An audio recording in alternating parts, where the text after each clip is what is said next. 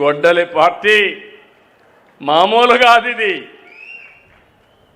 ఈ పార్టీని చూస్తే నిన్న ఒక ఉదాహరణ, ఇలాంటి ప్రతిరోజు జరుగుతూనే ఉన్నాయి.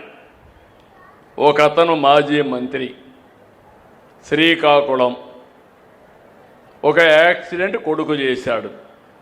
ఏం చేయాలి? కొడుకు యాక్సిడెంట్ చేశాడు, ఒక ఆయన చనిపోయాడు. చాలా పేద కుటుంబం, గొర్రెల కాపరి, వెనుకబడిన వర్గాలు.